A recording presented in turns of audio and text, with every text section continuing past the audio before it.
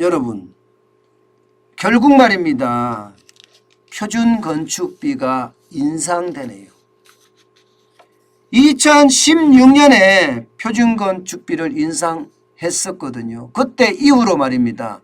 문재인 정부 들어와서는 한 번도 인상 안 했어요. 그런데 지금 한꺼번에 인상하게 생겼습니다. 한꺼번에. 그것도 말입니다. 여러분 어마어마하게 올립니다. 표준 건축비를 15% 올린다. 이렇게 지금 국토교통부죠. 국토교통부는요. 기획재정부의 이야기를 하고 있습니다. 야, 여러분 표준 건축비가 15% 인상한다.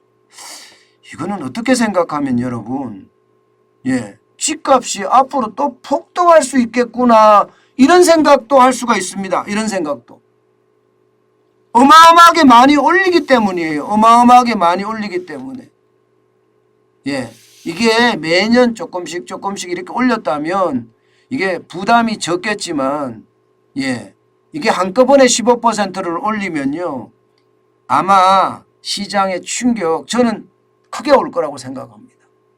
여러분 이거 한번 보세요. 이거를 보시면 2016년 이후로 올린 적이 없어요. 표준 건축비가 지금 101만 9,400원에서 가만히 멈추고 있습니다. 가만히 멈추고 있습니다. 이것이 이제 올라간다는 이야기잖아요. 표준 건축비가.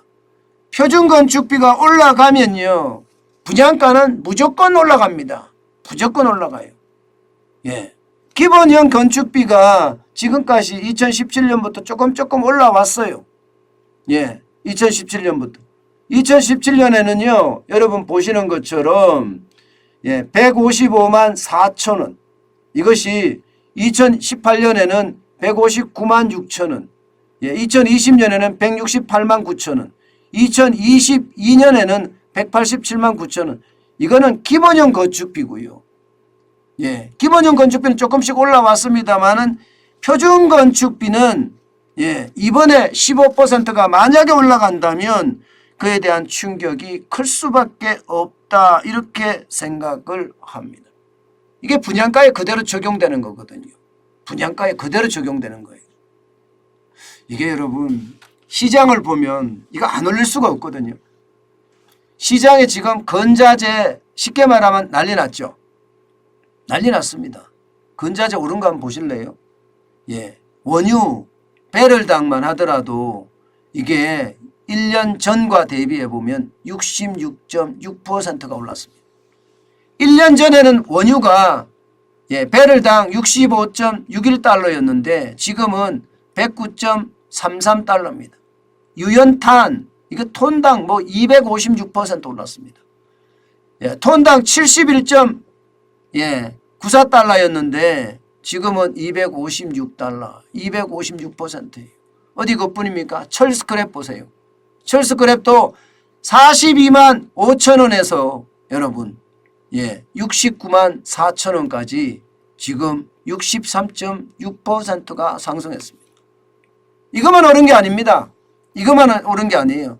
건물을 지을 때 뼈대가 될 수 있는 것들이 있잖아요. H형강, 열혈강판, E형 철근 다 올랐습니다. 2022년 1월에 여러분 보시다시피 H형 형강은요 78만 원 하던 것이 지금 134만 원 합니다. 열혈강판은 82만 6,300원 하던 것이 와우 135만 6,600원까지 올라갔습니다. E형 철근도 마찬가지입니다. 66만 5천 원 하던 것이 109만 지금 5천 원까지 올라갔습니다. 자, 이렇게까지 건설 원자재 가격이 오르니까 건축비 인상이 되고 분양가격 뛴다는 이야기가 사실이 되는 겁니다.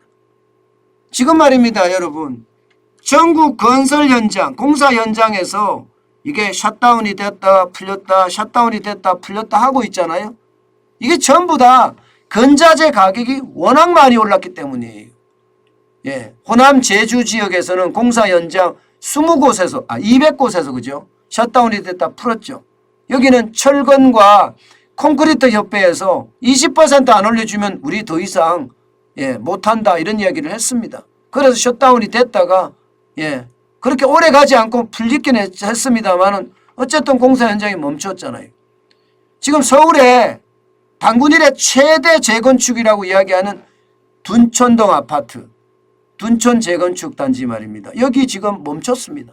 여기도 마찬가지예요. 건축비, 자재비 이런 게 워낙 오르니까 이 협상에서 조합하고 재건축 조합하고 시공단하고 마찰이 생겼어서 이런 문제가 생겼거든요. 야, 이런 걸 보면 여러분 안 그래도 공급 물량이 적은데 이 건축비까지 올라간다. 부동산 시장에서는요 깜깜한 암울한 전망밖에 안 나올 것 같아요. 암울한 전망밖에. 그렇게 생각하면 참 충격이다 이런 생각이 저는 듭니다. 윤석열 정부에서는요 여러분 보시다시피 임기 내에 250만 가구, 수도권에는 130만 가구에서 150만 가구를 공급한다고 합니다. 특히 민간 분양 아파트가 119만 가구를 공급을 한대요. 공급을 하는 일은 굉장히 좋은 일입니다. 그런데 여러분 분양가가 올라가면 그에 대한 부담은 오롯이 국민이 떠안습니다. 여기에다가 여러분 이게 공공임대라는 거 있죠. 공공임대.